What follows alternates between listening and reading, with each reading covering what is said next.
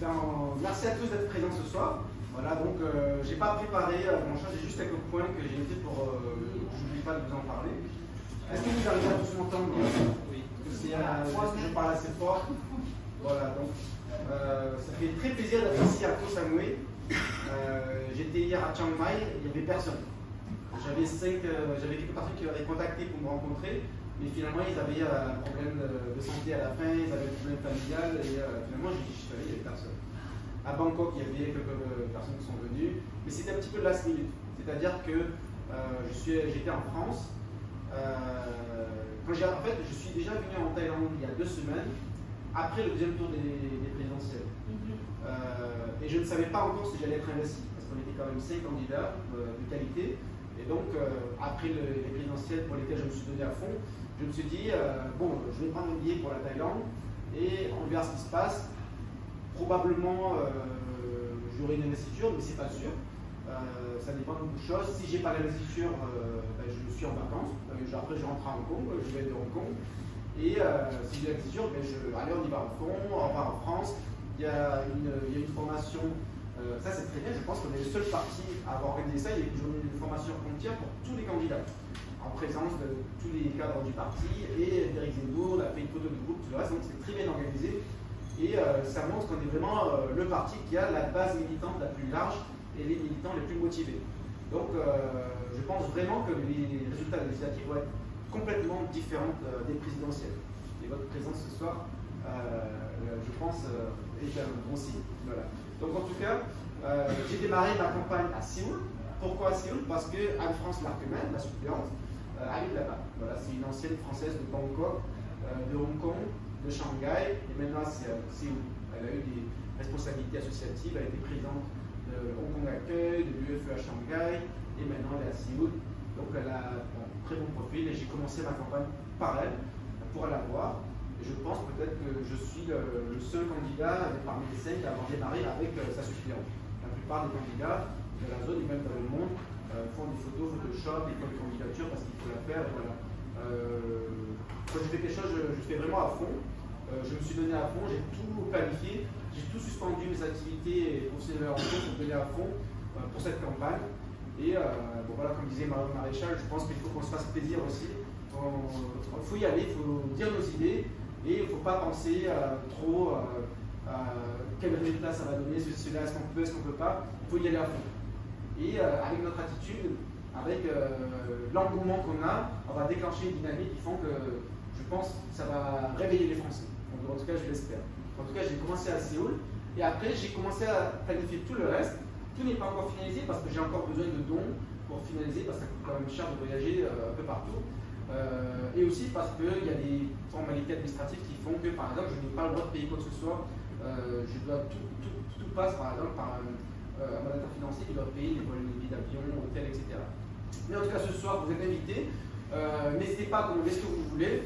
À boire, à manger, et même après cette réunion, ça me fait très plaisir d'être là, et c'est une réunion publique. Alors c'est pas une réunion de militants, tout le monde est invité à venir.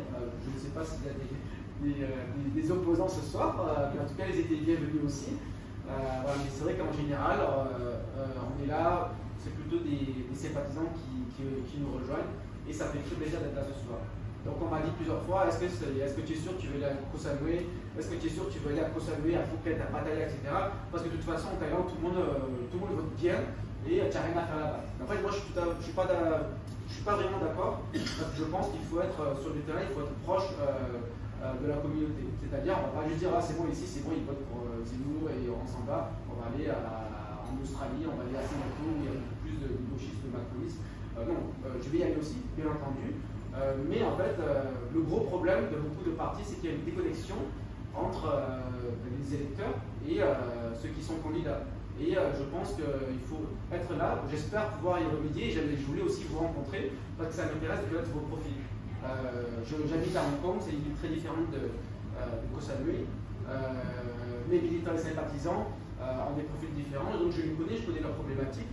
Et bien entendu, je connais la Thaïlande depuis longtemps. J'ai mon ami Christian Chevier qui est président du conseil consulaire, je vais le voir demain dès que j'arrive à Phuket.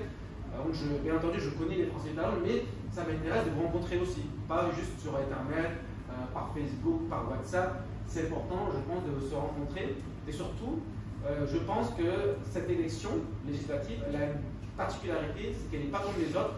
C'est une campagne de militantisme, c'est une campagne de mobilisation. Je veux dire par là qu'en fait, celui qui gagne cette élection, c'est pas forcément celui qui est soutenu par la majorité des électeurs qui sont inscrits, c'est celui qui arrive à mobiliser. Donc, on a eu environ un peu plus de 40% de participation dans toute la circonscription présidentielle. Aux législatives, peut-être qu'on aura 20%, 25%. En d'autres termes, tout le monde s'en fiche de ces législatives. Ils se disent, ouais, c'est pas important, Macron est élu, de toute façon, c'est bon, tout est foutu, ça sert à rien, et on en reparle dans 5 ans. Mais en fait, non, on n'en reparle pas dans 5 ans parce que dans 5 ans, ça se prépare dès maintenant, et ça se prépare avec des gens qui lancent une dynamique. Et je pense qu'ici, en Asie, Océanie, Europe orientale, incluant la Russie, l'Ukraine, on a une chance d'avoir vraiment la victoire. C'est possible. Parce qu'on est une des meilleures circonscriptions. On a fait beaucoup mieux qu'en France, on a fait 13,5%. On n'a pas fait 7%. Donc on a une chance d'être au second tour. Surtout s'il y a de l'abstention. C'est-à-dire que parmi les macronistes et les islamo-gauchistes, il y en a beaucoup qui ne vont pas aller voter, ça ne les intéresse pas. Par contre, chez nous, on a quelque chose que les autres n'ont pas. On a la passion de la France. On a envie. Et on veut que ça bouge. Et ça change tout. Parce que nous, on se mobilise, on va voter. Alors que les autres, ils vont peut-être dire, oh, c'est bon, Macron est élu, la majorité, je vais la cache, je ne lui mets pas le truc sur le mot de passe identifiant, je m'en fiche, ça sert à rien que je vote, de toute façon, Macron est élu. Ou alors, ceux qui sont à gauche disent que de toute façon, la gauche a quasiment aucune chance de gagner la circonscription, surtout qu'ils ont investi une candidate communiste. Donc, c'est quasiment impossible. Le seul candidat qui peut battre Anne Jeté, c'est forcément moi. Donc, je vous invite à mobiliser tous vos amis à rentrer là aussi. Parce que nous représentons vraiment l'union des droites. Et être ici en Thaïlande, parmi vous tous, et aller aussi de ville en ville, c'est aussi parce que le RN a une forte aussi participation. Il faut savoir aussi que voter RN aussi, ça ne servir à rien ici. Le candidat RN, pour information, il s'appelle Olivier Burlot. Il est élu en Russie. C'est quelqu'un de force sympathique. Je suppose, j'ai de bonnes relations avec Eric Midé, qui est le conseiller consulaire en Thaïlande, qui représente le RN. Il a été pressenti pour ça reste un petit peu entre nous, pour être candidat RN de la circonscription, mais comme on est très proche, on est à la même approche sur l'union des droites, il a refusé d'être candidat contre moi. Il voulait qu'il n'y ait pas de candidat RN. Donc il ne s'est pas présenté. Mais bon, ironie du sort, ils ont quand même mis un candidat RN parce qu'ils ont pour des raisons financières. Sachez que chacun de vos votes permet de donner 1,64 € par an au parti. Donc si vous votez pour le candidat RN, il n'a aucune chance d'être au second tour, il n'a aucune chance de gagner, mais au moins il rapporte un petit peu de sous au parti. C'est ça qu'ils veulent, le RN. Voilà. En plus de cela, ils veulent aussi tuer le Reconquête parce que c'est une menace pour eux. Et voilà, ça c'est votre histoire. Donc, est-ce que pour l'instant, tout est bon? Est-ce que vous me suivez? C'était ma petite intro. Voilà. Donc ce soir, c'était surtout aussi pour faire connaissance. Donc n'hésitez pas à commander ce que vous voulez. You can take some orders. Et je ne sais pas combien de temps, si je suis trop long, n'hésitez pas à m'arrêter. Ce soir, c'est pour moi important qu'on fasse connaissance. Voilà, je vous invite à vous poser toutes les questions que vous voulez. Bon, après, là, on va échanger un petit peu. Je vais vous raconter un petit peu ma vie. Si c'est trop ennuyant, vous m'arrêtez. Après, on va voir manger un petit peu et on pourra parler un peu plus de chacun pour faire connaissance. Et pour moi, c'est vraiment important qu'on puisse faire connaissance. Donc, c'est pas pour rien.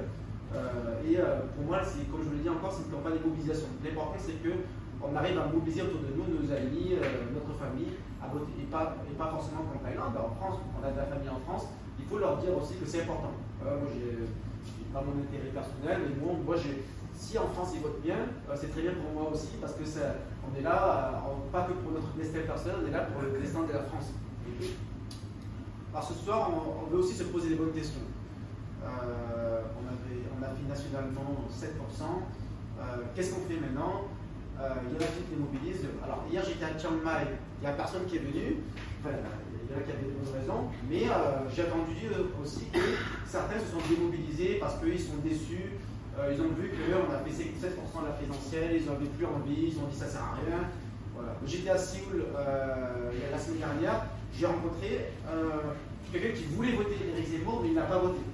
Il m'a dit ça sert à rien, de toute façon la France elle est foutue, moi j'en ai marre de la France, je veux plus entendre parler, je suis à Séoul, j'ai mon business, je fais mon truc, je veux plus entendre parler, voter ça sert à rien. Mais il voulait voter Éric Zemmour. Voilà. Donc j'ai essayé de le convaincre toute la soirée de non mais ça sert quand même, si tout le monde pense comme lui, on va plus en sortir. Donc c'est quand même important, et je pense qu'au moins là avec notre mouvement, il y a un espoir qui est rené, parce qu'il y a une méthode différente de faire de la politique. Il y a aussi des convictions différentes. Hein, ce que proposait Marine Le Pen n'est pas la même chose qu'Éric Zemmour. Ça compte par exemple à Hong Kong où il y a plus d'entrepreneurs. Voilà, donc le système plutôt libéral, pro-entrepreneur est important aussi. Et c'est ce qui fait, je pense, le succès de Zemmour à l'étranger. Donc il y a un espoir, tout est possible, mais ça dépend du militantisme, ça dépend de nous, il faut y croire. Si nous-mêmes on n'y croit pas, on n'arrivera pas à convaincre les électeurs, et on n'arrivera pas, et là du coup je suis d'accord, la France est foutue. Mais je ne veux pas m'y résigner maintenant. Encore plus moi-même qui suis, je suis moi-même issu de l'immigration, enfin je suis pas moi-même immigré parce que je suis né, j'ai grandi à Marseille, je suis marseillais, mais mes parents sont nés au Vietnam. Et quand ils sont arrivés en France, ils ont voulu qu'on fasse exactement comme les Français. Ils ont tous donné des prénoms français, ils n'étaient pas obligés, mais ils l'ont fait parce qu'ils avaient envie. Et quand j'étais petit, ils m'ont tout dit, parce que attention, il faut qu'on fasse ça, pour qu'on s'intègre. Et ils exagéraient parfois même. Je ne sais pas si c'est exagéré ou pas, mais par exemple, mes parents me disaient à quoi ça sert de voter. Ils me disaient il faut qu'on vote parce que c'est comme ça que font les Français. Ce n'est pas comme eux au Vietnam. Si on ne vote pas, ils vont nous renvoyer, ils vont nous renvoyer chez nous. Alors là, eux, ils ne me disaient pas si on vole ou si on tue quelqu'un ou si on vole des voitures, ils vont nous renvoyer chez nous. Ils disaient si on ne vote pas, ils nous renvoient chez nous. Ah bon, c'est un truc de fou quoi. Donc si on ne vote pas, ils nous renvoient au Vietnam. Voilà. Bien entendu, c'est pas vrai. C'est pas... Après, plus tard, je l'ai compris, mais quand j'étais tout petit, ça m'avait un petit peu marqué. Et donc, depuis tout petit, mes parents, dans ma tête, je me suis dit, ah oui, il faut vraiment faire comme les Français, il faut voter, il faut faire ceci, cela. Et ça, je pense que mon rôle aussi dans cette campagne et dans ce mouvement, c'est de montrer un petit peu l'exemple de l'assimilation, comme le montre Éric Zemmour. Et moi, je suis tout à fait sur le même longueur d'onde. Donc, je pense que des gens comme moi, de par mon histoire, j'aime la France encore plus que certains qui vont renier un peu son histoire, qui vont en fait sont prêts à tous les sacrifices jusqu'à abandonner le siège de développement permanent de l'ONU, etc. Voilà, parce que je sais pas, ils ont pas la même passion de la France. Or la passion de la France, je pense qu'elle se développe souvent chez les immigrés, pas tous, mais certains, mais j'espère de plus en plus. Elle se développe aussi, je pense, chez les Français qui sont expatriés. Parce que je pense que, en tout cas en ce qui me concerne, et je pense la majorité d'entre vous, vous êtes loin de votre pays, vous êtes loin de votre patrie.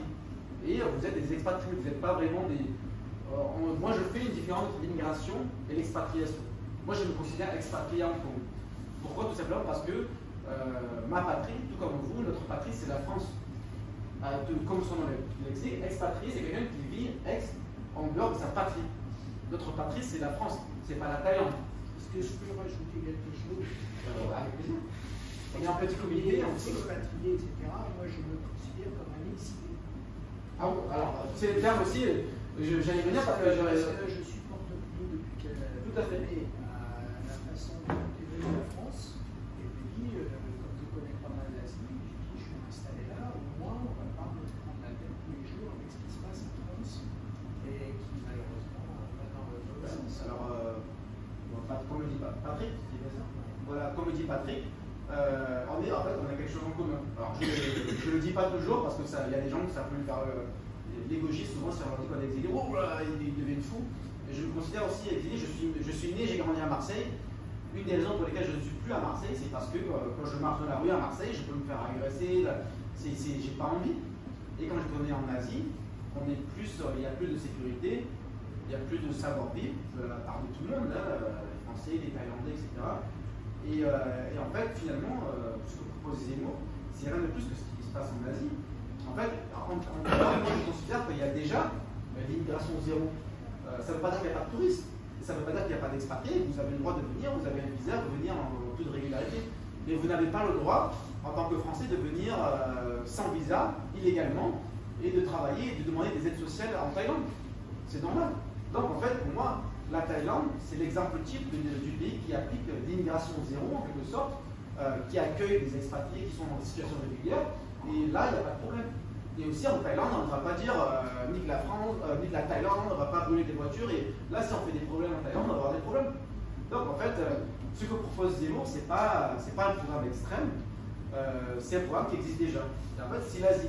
Et je pense que nous tous, les Français qui habitent en Asie, même en Europe orientale, aussi en Ukraine, peut-être moins en Australie, mais quand même, l'Australie a quand même des règles d'immigration assez coriaces. Nous, je pense qu'on a un petit peu une responsabilité, c'est d'expliquer aux Français de France qu'en fait, le programme de Zemmour, c'est pas un truc de fou, c'est pas utopique, ça existe déjà. C'est pourquoi nous, on est en Asie. Il y a plein de gens qui me disent, mais Marc, c'est pas logique, toi tu habites à Hong Kong, mais bon, moi j'habite à Hong Kong, ça fait de la Thaïlande, tout le reste. Vous habitez en Asie, vous êtes des immigrés, mais vous êtes contre l'immigration, etc. Mais c'est totalement faux. En fait, déjà, on est des expatriés, on ne demande pas la nationalité thaïlandaise ou hongkongaise, on ne vient pas prendre des aides sociales. Mais d'autre part, nous sommes aussi des exilés. C'est-à-dire la France que nous aimons, la France que nous avons connue, et la France que mes parents m'ont inculquée, que j'ai appris à aimer encore plus que certains Français, je la retrouve de moins en moins. Je la retrouve encore un peu quand je rentre en France, je fais un bon restaurant français, je vais dans des endroits où j'aime être là, mais en grande majorité, je reconnais de moins en moins la France. Par contre, quand je suis ici en Thaïlande et que je rencontre des Français, je retrouve la France que j'aime. Donc c'est complètement différent, je suis un exilé parce que je vis en Asie dans un système qui me plaît, qui est très similaire à ce que propose Zemmour, c'est-à-dire que ici, si un délinquant fait n'importe quoi, la police peut l'arrêter et voilà, il n'y a pas de... on ne va pas le laisser partir parce qu'il a des problèmes mentaux, parce que c'est une chance pour la France, parce que c'est cela, il n'y a pas de laxisme. Donc en fait, nous on a la responsabilité de montrer que le modèle que propose Éric Zemmour, en tout cas Reconquête, parce qu'il y a sans doute un programme qui va être... il y a des choses sur lesquelles il faut revoir, mais ça existe déjà en Asie, ça existe en Thaïlande, ça existe à Hong Kong, ça existe à Singapour, ça existe au Japon. Et nous avons une chance, les prochaines semaines, les prochains jours, de mobiliser tous nos amis pour leur dire que ça veut dire quelque chose. C'est fort symbolique. Bien entendu, si on a un député Reconquête parmi une écrasante majorité de macronistes parce qu'ils sont portés par une vague, parce que Macron, parce que ceci, cela, parce qu'il est ceci, les présente bien, bon, bien entendu, ce sera difficile d'avoir une majorité. On peut dire que c'est quasiment impossible. Mais avoir une poignée de députés qui vont vraiment mettre des points sur la table, sur lesquels il faut discuter, ça veut dire quelque chose. Donc, ne rien faire, s'abstenir, c'est laisser la voix à Anne Jeté, la députée actuelle, pour continuer à faire comme d'habitude. Elle qui n'a rien fait de plus de sa vie que d'être là au bon endroit au bon moment. Elle a demandé l'investiture En Marche, elle a été portée par la vague En Marche, elle ne fait pas campagne, elle va pas, je ne pense pas qu'elle vienne la conserver, vous voir. Donc elle est là, elle est portée, elle met la photo de Macron à côté d'elle sur ses affiches de campagne, c'est bon, elle pense que c'est bon, elle va être élue. Elle va être élue parce que la majorité des Français étrangers sont macronistes et parce que certains se disent que c'est peine perdue.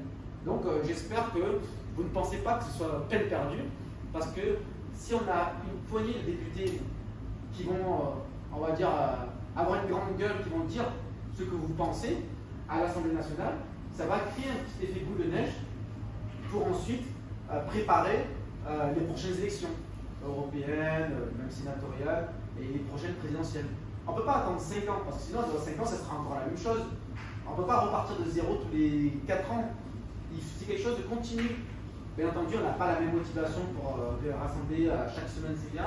Mais le combat politique, il est permanent. Alors nous, en tant qu'expatriés, on a une vision un petit peu différente. Alors je comprends le monsieur que j'ai vu à Séoul qui me dit « ouais, ça sert à rien, la France elle est foutue, elle va devenir une république islamique, etc. » On n'est pas obligé, je pense, d'être aussi défaitiste. Voter, ça peut prendre 5 minutes sur Internet, ça peut... Voilà, on est là, c'est un devoir. Il ne faut pas l'oublier. Donc tant qu'on est là, on peut être exilé à l'étranger, mais on a une responsabilité. Parce que nous, on peut prendre un peu de recul et expliquer aux Français de France pourquoi ici, en Thaïlande, il n'y a pas d'insécurité, il n'y a pas de problème, ou quasiment pas. Donc il faut l'expliquer pourquoi. Et donc on a cette responsabilité. Voilà, donc, un petit peu à mon sujet. Bon, comme vous savez, mes parents sont au Vietnam. Je suis né en France. J'ai fait des études, j'ai fait une école de commerce, j'ai travaillé là-dedans quelques années. À Hong Kong, j'ai des clubs de sport qui ont fermé récemment à cause du Covid, grosse crise. Et j'ai l'impression que les étoiles sont un peu alignées. Juste au moment où je ferme mes clubs, je suis investi pour vivre cette aventure, donc je la fais tellement. Je me donne à fond. Et après, on verra ce qui se passe. Donc, soit je trouve un job, soit je fais autre chose, ou soit je suis élu. Ça dépendra de vous, entre autres, ça dépendra de vous.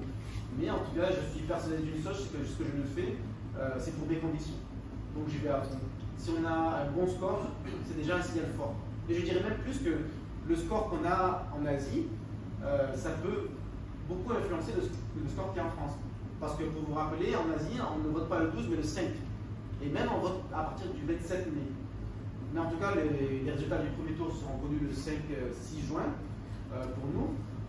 Mais en France, ils n'auront pas commencé le premier tour. Donc s'ils voient qu'en Asie, wow, le candidat de reconquête est arrivé en tête, ou deuxième, ou en tout cas au deuxième tour, c'est déjà un signal fort. Vous allez donner confiance aux Français de France parce qu'ils sauront les résultats qu'il y a en Asie. Ah, mais il y a quelque chose qui se passe. Donc en fait, chacun d'entre vous, vous pouvez faire même mieux que voter vous-même.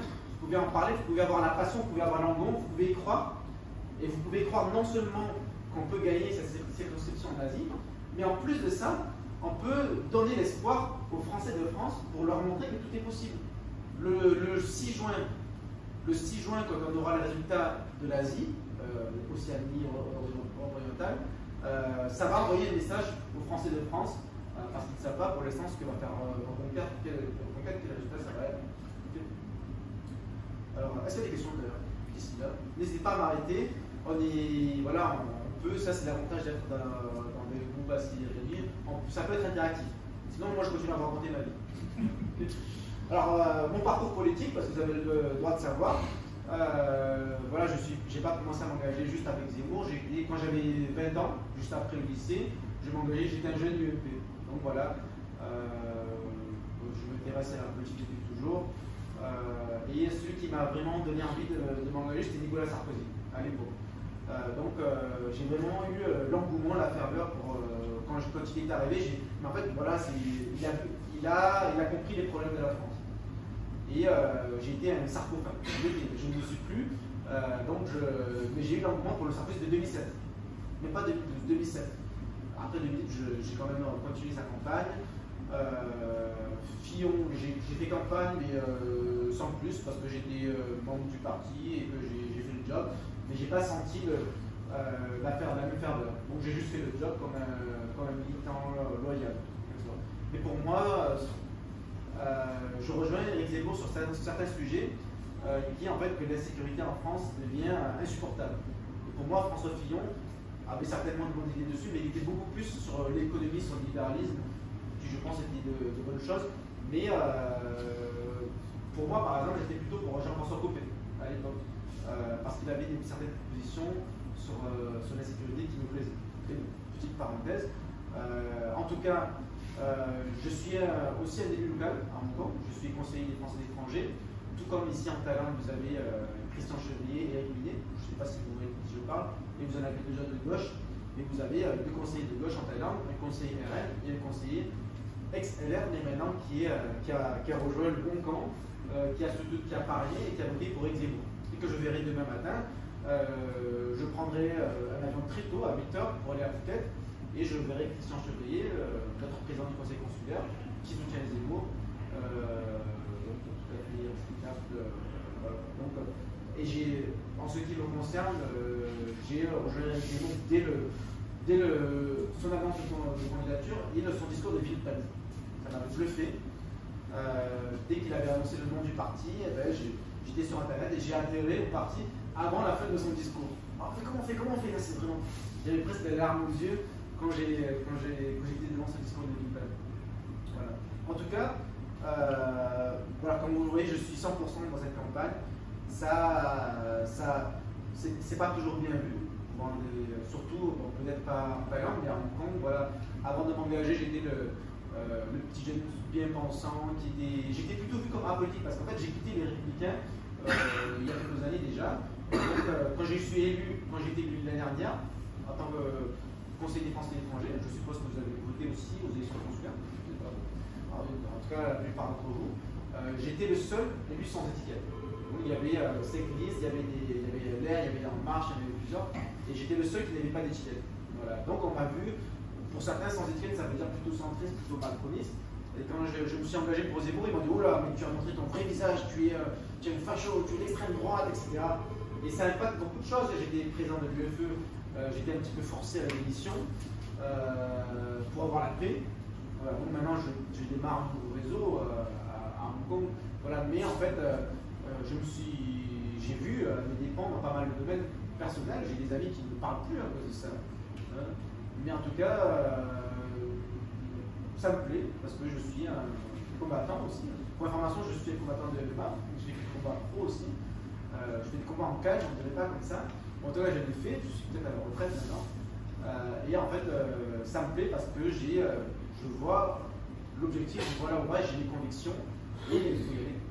Donc, et je suis certain que, à force de nous engager, les gens vont voir qui nous sommes. Qu'on n'est pas des extrémistes fachos, etc., qu'on est des gens tout à fait respectables et qui vont le comprendre avec le temps, mais ça prend du temps. Maintenant, nous sommes encore très diabolisés. Tout le monde ne comprend pas. Mais ce n'est pas forcément la peine de les insulter parce que s'ils ne comprennent pas, c'est peut-être, voilà, il leur faut du temps et après ça dépend de nous aussi. Il faut qu'on les éduque et il faut qu'on se mobilise. Si déjà on se démobilise et qu'on ne sauve pas le parti, on ne va pas pouvoir aller plus loin. Voilà.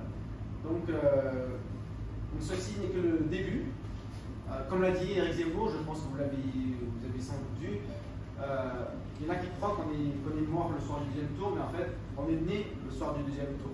C'est-à-dire que c'est maintenant qu'on est à partir comme un vrai parti politique, et pas juste tous les espoirs sur Éric Zemmour. Donc moi je pense qu'Éric Zemmour, c'est un bon auditeur, il a montré les problèmes, il a mis sur la table. Maintenant il faut des gens qui sont de bons managers, qui savent faire le packaging, qui savent peut-être un petit peu arrondir les angles, qui savent concrétiser cela. Donc on va travailler dessus. Et je pense que c'est vraiment le moment où tout démarre. Et donc nous tous, nous avons, je pense, aussi la responsabilité de faire l'union des droites. Ce que je souhaite, tout le parti, mais même certains du RN, Éric Meunier, le conseiller ici RN, en Thaïlande, c'est ce qu'il voulait aussi. Mais en tout cas, c'est pas eux qui décident. J'ai même Thierry Mariani, je pense que vous connaissez tous Thierry Mariani, que j'étais son délégué à Hong Kong lors des dernières élections, que j'ai soutenu à fond. Lui aussi, il voulait l'union des droites. Mais c'est pas lui qui décide non plus. Donc c'est Marine Le Pen, c'est Jordan Bardella, c'est les gens au siège qui font leurs calculs, et eux, ce qu'ils veulent, c'est sauver le parti, avoir des financements. Ça les intéresse. Finalement, ça ne les intéresse pas vraiment de sauver la France, ce qui les intéresse, c'est de sauver le RN. Alors, je pense que nous, ici, les électeurs, au moins, et même les électeurs RN, une majorité en tout cas, ils veulent sauver la France. Donc, l'union des droites, même si elle ne se fait pas sur le papier, elle peut se faire dans l'union. Et je pense que, voilà, quelqu'un m'avait demandé est-ce qu'il y aura un candidat RN. Oui, il y en aura un, mais notre rôle à tous, c'est d'expliquer aux gens qu'en fait, comme l'a dit Guillaume Pelletier, un vote pour le RN, ou un vote même pour les LR, c'est un vote qui est perdu pour la droite, et c'est un vote qui est perdu pour la France. Ça ne sert à rien, sauf pour sauver leur parti. Et encore plus, déjà c'est vrai en France, mais c'est encore plus vrai dans la circonscription. Dans notre circo, Éric Zemmour avait 13,5%. Valérie Pécresse avait 5,5% et Marine Le Pen avait 5%. Donc Marine Le Pen n'a pas la même cote à l'étranger, loin de ça qu'en France. Donc ici, en Asie, Reconquête est le seul parti qui puisse gagner une élection au niveau de la législative. Donc en fait, si vos amis, moi j'ai des amis qui sont RN, j'ai des amis qui sont LR, qui me disent qu'ils ne vont pas voter pour moi, etc., parce que je suis trop extrémiste ou parce que je suis là. Mais en fait, mon job c'est de leur faire comprendre que de toute façon ça ne sert à rien de voter LR. Parce que, sauf s'ils veulent donner 1,64 € par voix. Voilà, donc si Christian donne le vote pour le RN ou LR, il va donner 1,64 € par an, c'est ce qu'ils veulent. Et de toute façon, ils ne vont jamais être au second tour. Alors cette année, nous avons une opportunité, c'est-à-dire que nous sommes les mieux placés à droite pour être au deuxième tour, et même pour gagner. Je pense que c'est possible, entre autres parce qu'il y a un problème de participation. Je pense qu'il peut y avoir une grande démobilisation des macronistes et une surmobilisation de l'autre camp. Donc il faut l'espérer. Et surtout, la gauche est maintenant divisée. Parce qu'ils ont réussi à faire une union, mais ils n'ont pas forcément bien fait. À gauche, par exemple, si vous avez peut-être suivi un petit peu, mais il y avait 2 candidats aux législatives à gauche en Asie. Il y a quelqu'un qui était en Chine, Franck Pajot, et il y a quelqu'un d'autre qui est toujours au Vietnam, la France insoumise. Donc tous les deux se sont déclarés dès le début, même il y en a un qui l'a fait avant la présidentielle, et finalement ils sont retirés tous les deux à cause de l'union nationale populaire, écologique et sociale, qui leur impose que le candidat en Asie soit communiste. Le Parti communiste français, c'est quand même assez fou qu'ils investissent un. Mais bon, c'est tant mieux pour nous qu'ils prennent cette décision. Je ne sais pas si l'on mouvement réfléchit, mais du coup, ils ont parachuté Dominique Vidal, une dame qui est communiste, pour être candidate en Asie, alors qu'elle n'habite pas en Asie, elle n'a rien à voir avec l'Asie, même si elle a eu un peu d'expérience en Chine. Mais en fait, nous, on a l'opportunité de vraiment expliquer aux gens qu'en fait, le deuxième tour sera soit macroniste contre nous, soit macroniste contre les communistes. Donc c'est quand même fou que les Français en Asie puissent voter communiste dans un continent où le communisme a fait des ravages en Chine, au Vietnam, au Laos, au Cambodge, même en Russie. Donc on sait tous ce qu'a fait le communisme dans notre circonscription. Donc on ne peut pas laisser faire les gens. J'ai moi-même, entre nous, j'ai un élu qui est à Hong Kong, qui est de gauche, qui lui aussi ne se sent pas respecté parce qu'on leur a imposé les candidats communistes. Donc, si je suis là pour vous rencontrer aussi, c'est aussi pour que vous puissiez en parler à vos amis. En fait, ça n'a pas de sens. Il y a une candidate communiste, on ne peut pas la laisser atteindre le second tour. Et aussi, si on se mobilise, on peut porter la voix du camp national à l'Assemblée nationale. Tout est possible. Donc on peut lancer cette dynamique. Et enfin aussi, dans mon cas personnel, je suis marié à une hongkongaise. J'ai un enfant hongkongais. Certains d'entre vous ont aussi des enfants binationaux. C'est quand même aussi, je pense, des sujets que peu de gens abordent. Donc je mettrai ce sujet sur la table. Donc la scolarité des enfants, comment on traite nos conjoints, nos enfants hongkongais ou thaïlandais en France. Ça aussi, c'est des sujets importants parce que les Français étrangers sont de plus en plus binationaux. Okay. Voilà, bon, je pense que je vous ai un petit peu raconté ma vie. Je vais parler un petit peu de tout. Voilà, je finirai sur un point que, en fait, il y a vraiment un espoir, je pense, avec cette campagne législative. Il y a tout qui commence. Et certains disent que ça ne sert à rien, que Macron a tout gagné, etc. Je ne suis pas du tout sur cette longueur d'onde. Moi, je pense qu'il faut vraiment faire tout notre possible pour sauver la France. Parce que moi, j'irai même plus loin parce qu'il y en a qui disent que la France, Zemmour a écrit le suicide français. Moi, et c'est vrai qui disent que la France se suicide. Moi, je pense que c'est encore pire parce que quand on se suicide, c'est quand on sait qu'on va mourir. Donc, je sais que je vais mourir, je vais sauter, et voilà. Mais la France, elle est pire qu'au bord du suicide parce qu'elle est en train de mourir, elle ne le sait pas. La France n'a pas décidé de mourir, c'est qu'elle est en train de se faire tuer, elle ferme les yeux. Donc, nous, notre rôle, c'est de faire ouvrir les yeux aux Français qui disent que non, mais que tout qui va bien, Madame la Marquise, et que tout va bien en France. Oh oui, moi je parle d'insécurité à Marseille, mais mes amis de Hong Kong, c'est tous des bobos qui sont nés dans les beaux quartiers parisiens, qui ont fait leurs grandes écoles, et qui voient l'insécurité à la télévision, mais ils ne savent pas ce que c'est. Ils ont des yeux, oui, mais je vois qu'il y a de l'insécurité, mais c'est normal, il y a de l'insécurité partout, etc. Donc on fait face à des Français qui ferment les yeux, qui ne comprennent pas ce qui se passe. Et nous, je pense que souvent, on sous-estime la portée de nos actions. Beaucoup vont juste voter, je voterai des mots, voilà. Je ne vais pas trop parler, je ne vais pas trop dire que je vote Éric Zemmour parce que là, ça va gêner des gens, etc. Mais je dis non, il ne faut pas avoir peur, il faut s'engager. Bon, bien entendu, peut-être pas tout le monde peut s'engager. Moi, j'ai des amis qui sont profs de français au lycée, etc. Et donc, s'ils s'engagent, ils vont avoir des problèmes avec le lycée. Il y a des cas particuliers. Mais notre responsabilité maintenant, c'est de montrer qu'en fait, c'est ça, la vérité, c'est ce qu'il faut faire. Et en fait, petit à petit, on va arriver à ouvrir les yeux aux Français qui n'ont pas encore compris, et on arrivera à la victoire petit à petit. Ça va commencer par quelques députés les prochaines semaines, ça va continuer par des députés européens en 2024, et ça va continuer encore et encore jusqu'aux prochaines présidentielles. Bon, espérons-le, sinon au bout d'un moment, effectivement, on pourra dire que ce sera trop tard, parce qu'on sera arrivé à un tel degré d'islamo-gauchisme en France qu'il n'y aura plus espoir. Mais il ne faut pas croire qu'il y a plus espoir. Moi, je pense que c'est impossible. Voilà. Okay. Je crois que je vous ai un peu tout dit. J'ai un peu trop raconté ma vie. Là, je ne veux pas que vous endormiez. Voilà. Est-ce qu'il y a des questions? Voilà, donc je vous invite à poser des questions. Et après, après, on peut prendre un verre, manger, et après, on peut en parler plus. Moi, j'aimerais bien, puisque vous avez parlé évidemment avec brio de ce que le parti nous a porté, j'aimerais bien convaincre les personnes qui ne connaissent pas ou qui ont peur, que vous me rappeliez rapidement quels sont les principes importants qu'on peut indiquer. Les principes Alors, importants. j'ai compris la sécurité, mais que fait le programme Éric Zemmour pour éventuellement en parler à quelqu'un qui a un peu peur ou qui ne connaît pas? Bon, déjà, je pense que dans le programme d'Éric Zemmour, il y a beaucoup de choses. Oui, moi, je veux dire succinctement et rapidement. Oui, tout à fait. Donc, les grandes lignes. il y a des grandes lignes sur la sécurité, sur l'éducation, sur beaucoup de choses. Il a dit lui-même que sa priorité, c'est le grand remplacement et le grand déclassement.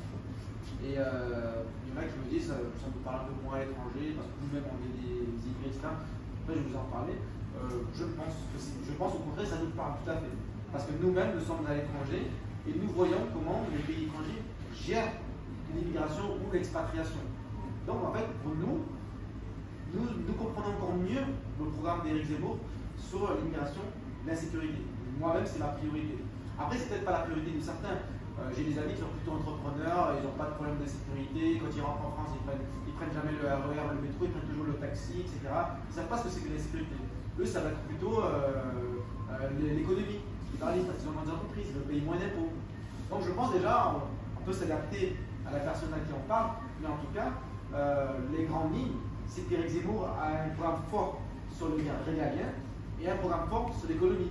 Alors que Marine Le Pen, par exemple, ça tient la route sur le régalien, et encore maintenant peut-être un peu moins, mais ça ne tient pas la route sur l'économie. Sur l'économie, Marine Le Pen, elle a beaucoup plus de points en commun avec Mélenchon, en fait, parce qu'elle a un programme de gauche sur l'économie. Elle ne comprend rien d'ailleurs à l'économie. Je ne sais pas si elle a vraiment un programme, elle dit deux, trois choses qui sont assez populistes, parce que c'est ce que les gens veulent entendre. Donc ici, on est à Phuket, on est à Koh Samui, on est à l'étranger, mais quelqu'un qui est en France, dans un village, lui, il sait très bien qu'il a des problèmes avec la sécurité et l'immigration, et s'il a des revenus plus modestes, il va écouter le discours de Marine Le Pen parce qu'elle veut augmenter le SMIC, etc., ou les retraites et tout le reste, mais ils ne savent pas forcément que ce n'est pas réalisable.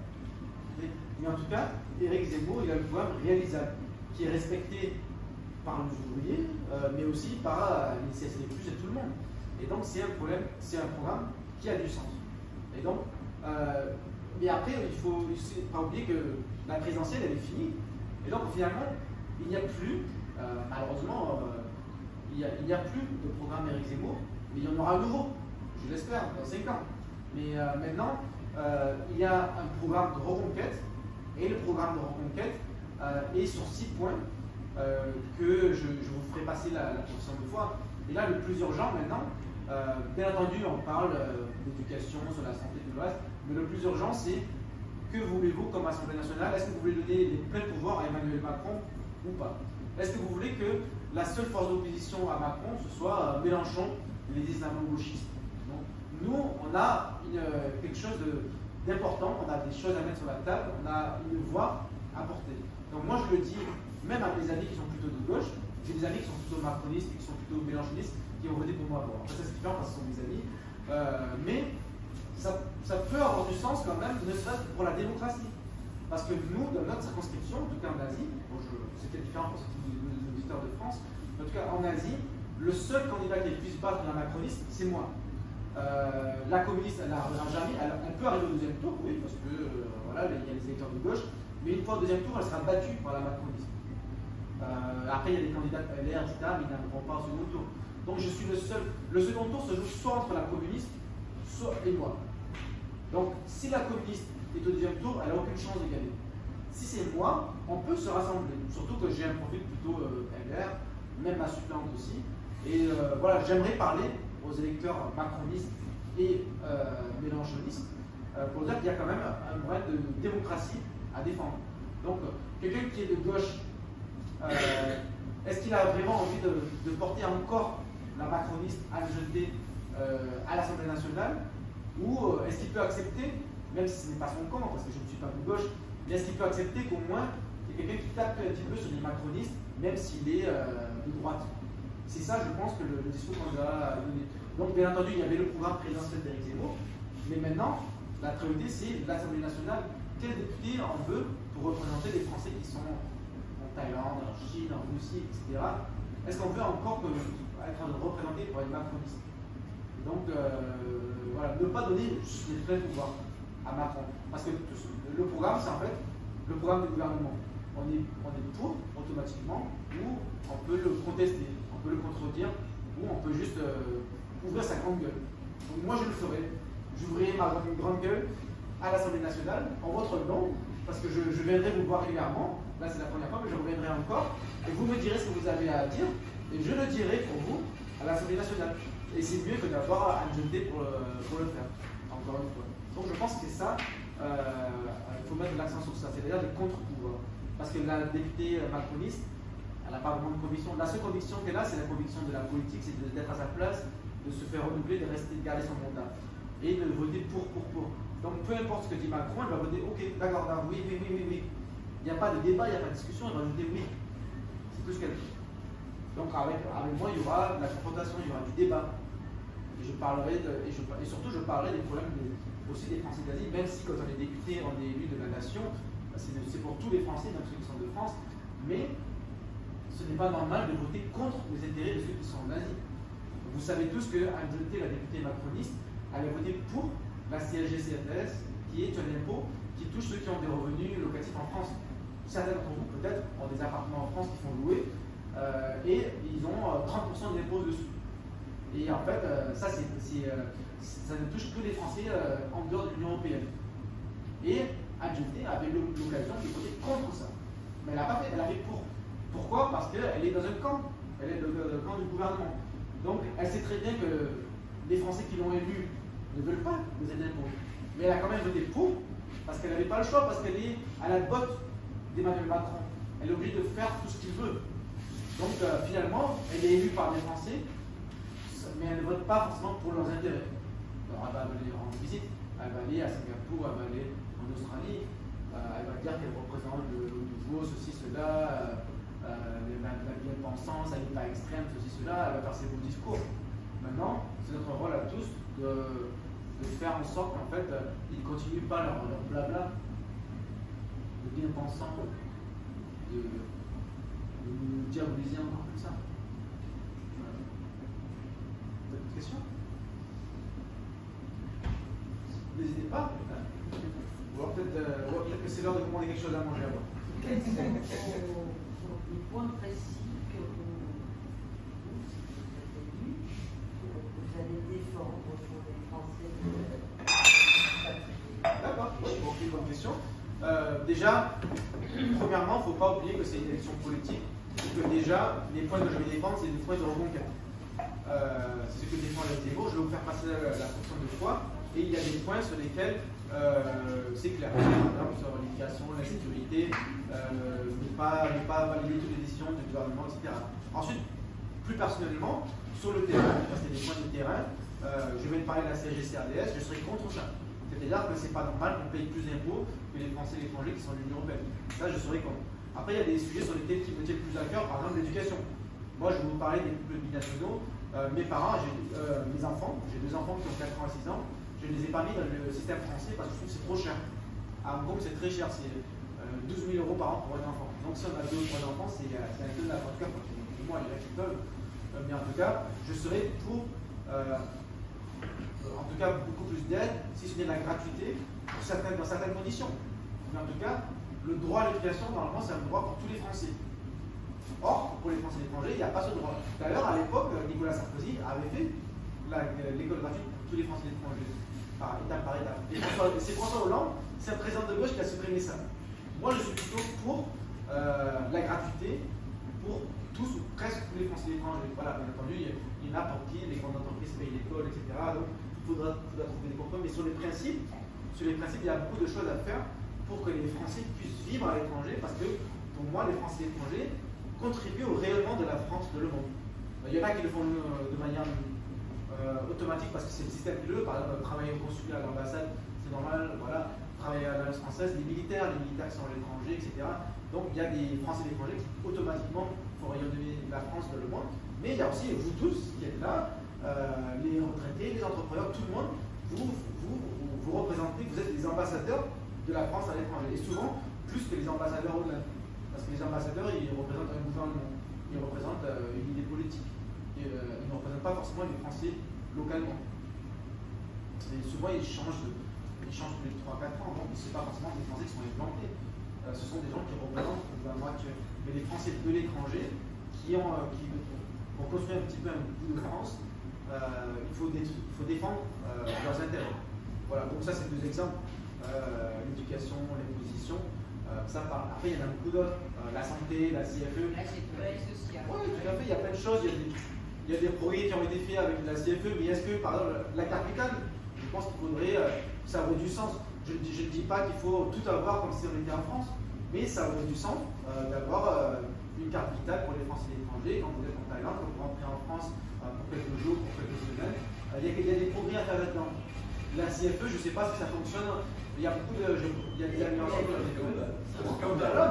Il y a beaucoup de choses à améliorer au niveau de la retraite, de la santé. Non, mais la CFE a tellement de travail qu'ils ont délégué à des organismes privés la prise en charge des jeunes. Et ça ne marche pas. Ça ne marche pas. Ils ont augmenté leur cotisation. Et nous, on est pénalisés doublement parce qu'on est ponctionné sécurité sociale en France aussi. Il y a des sujets sur lesquels il faut créer un pôle plus spécifique pour les Français étrangers parce que la sécurité sociale française ne comprend pas forcément les spécificités des Français étrangers. Donc, sur le niveau de ce sujet de la santé, des retraites, il y a beaucoup de choses qui sont trop administratives qui ne pas. Donc, il faudra creuser le sujet. Je ne suis pas un expert dans ce sujet, mais il y a plein de choses à utiliser. Moi, j'ai été membre de la CFE pendant quelques années. Mais ça m'a servi à rien. D'ailleurs, j'avais adhéré à la CFE plus par patriotisme. Je n'avais pas vraiment besoin. J'ai dit, j'avais rien là, je n'avais pas besoin. Mais j'ai dit, allez, je vais adhérer à la CFE. Mais chaque fois que j'allais quelque chose, c'était trop le bordel pour avoir un remboursement. Il fallait scanner, il fallait envoyer, il fallait remplir la fiche, etc. Des fois, ils me renvoyaient des questions. Mais pourquoi vous avez fait ci, pourquoi vous avez fait ça, pourquoi vous avez payé tant, pourquoi ça, c'est. Après, j'en ai eu marre, j'ai plus renouvelé mon adhésion à la CFE. D'abord, ça marche pas. C'est bon, la CFE. Depuis 2 mois, ça marche pas du tout. Moi, j'ai l'exemple d'une personne qui était prise à 100% suite à un accident de travail et qui doit se faire opérer, qui sait se faire opérer. Mais par la CFE, il retombe au 80%. Donc, le 100% qu'il avait acquis par son travail, on l'oublie. Donc, pourquoi il n'a pas la continuité? C'est une très bonne question. Ouais, c'est partie des sujets sur lesquels il faut, je pense, creuser, il faut se battre. Voilà, c'est des choses qui ne sont pas difficiles, je crois. Tout à fait. D'autres questions? Ou juste des témoignages, des remarques? Si vous n'avez pas de questions, qu'est-ce que vous en pensez? Souvent, quand on est expatrié comme ça et que vous demandez la même chose que les gens qui vivent en France, ils vous répondent, mais pourquoi tu n'as pas qu'à revenir, hein? Tu auras les mêmes droits que nous. Sur certains sujets, ça peut avoir du sens. Si on ne cotise pas sur certaines taxes, c'est normal qu'on n'ait pas Quand on réclame, mettons pour la santé, si on leur réclame ça, ils disent, tu n'as qu'à rester là et tu auras la gratuité de la santé. Oui, mais on a cotisé tout. Tes enfants, tu veux vivre à l'étranger, mais tu n'as qu'à revenir en France, tes enfants auront la gratuité à l'école. Ils nous disent que c'est un choix de notre part. Mais en attendant, je ne dis pas tout le monde, hein, Mais il y a beaucoup de gens, enfin là je parle pas, qui disent, mais écoute, si tu n'es pas content, t'as qu'à revenir. Hein. Voilà.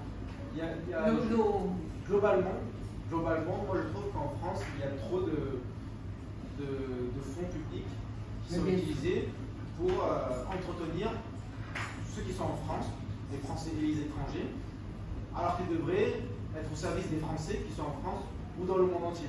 Parce que certains d'entre nous avons cotisé pour soit la retraite, soit le chômage, etc. Et après, quand on va à l'étranger, on n'a plus ça. La cotisation a été faite. Et même si on ne va pas à l'étranger, même si on reste en France, la retraite diminue. Tout ça pourquoi? Pour financer de certaines assistanats. Donc, il y a des. Quand on est étranger, on arrive en France, on peut avoir l'AME, on peut avoir ça, tout est bon. Mais qui c'est qui paye ça? C'est pas juste l'État, parce que les gens disent ouais, c'est l'État. Mais l'État, qui c'est qui paye l'État? C'est ceux qui travaillent aujourd'hui, ceux qui ont travaillé dans le passé. Donc, vous tous, vous avez payé pour financer tous ces étrangers qui viennent en France et qui ont toutes les aides qu'ils veulent, etc. Ça n'a pas de sens. Donc finalement, vous avez financé ça, et vous, ce pourquoi vous avez payé, ce pourquoi vous êtes investi, vous êtes à l'étranger et vous êtes des oubliés. Alors bientôt, vous n'êtes pas complètement oubliés parce qu'il y a des choses qui se font, il y a des efforts, mais il n'y a pas les mêmes efforts qui se font pour aider les Français, nos compatriotes qui sont à l'étranger, que pour aider ceux qui viennent en France, qui brûlent des voitures, qui visitent la France. Donc, il y a aussi des Français qui sont en France et qui ont aussi les mêmes problèmes sans être expatriés, qui ne sont pas défendus comme d'autres Français, je veux dire, même en France. C'est un problème d'aujourd'hui. Moi, à titre personnel, j'ai vécu une expérience.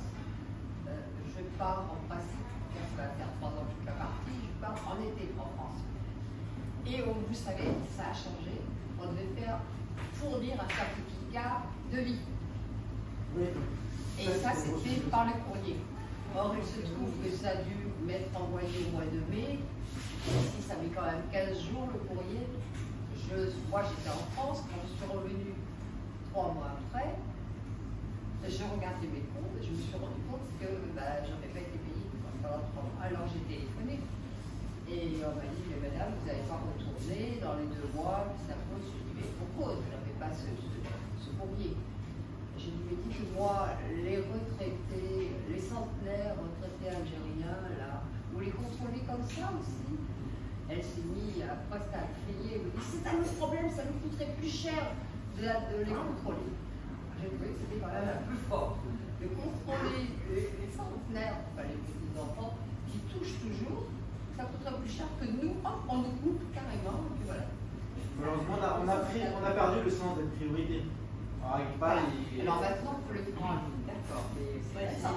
Voilà, c'est récent. Et souvent, on avait le courrier le jour qu'il fallait qu'ils soient. Oui, parce qu'il y a quand même des choses. C'est comme ça que la France. Le problème, il y a beaucoup de gens qui s'expatrient pour les mêmes raisons. Enfin, les grandes lignes, on va dire. Il y en a un petit peu. Il faut quand même savoir que si on a gardé son logement en France, sans le louer, si on l'a gardé, il est passé systématiquement en résidence secondaire. Alors ça, ça fait partie. Ça veut dire que si on veut le revendre, attention, on ne va plus aller le champ. Mais ça fait partie aussi des points sur lesquels j'ai fait aussi, je trouve ça génial quand même. Je ne sais pas s'il y a un article dans Gavroche qui me demandait quelles sont les mesures que je propose. Et donc la résidence principale, ça fait partie des choses que je propose aussi. Et maintenant, en France, si vous n'occupez pas votre maison, vous êtes imposé pour logement non occupé. Taxe pour logement, d'accord. Voilà. Avec le risque aussi de se faire, de ne pas pouvoir rentrer chez soi. De squatter, ben oui, ça fait. Oui, non, mais c'est fou, quoi. Donc là, on va on sait plus on va, mais bon, c'est pas par hasard qu'on essaye de trouver une vie plus logique, on va dire. Paisible et plus juste presque. Plus juste, moi je suis assise dans un. Ça existe encore, il y a encore quelques personnes concierges. Il y avait un petit sas, et il y avait une dame avec un landau, je ne pense pas être obèse, et je suis passée, je lui ai dit excusez-moi, elle me dit qu'est-ce que tu veux, toi, retourne dans ton pays. J'ai trouvé quand même ça un peu fort, parce que justement, elle était issue tout simplement pas de la France. Et bien voilà, on se fait insulter, et l'insécurité pour moi ça a été quelque chose de primordial en venant ici. Voilà. Ah bah oui. Même moi aussi.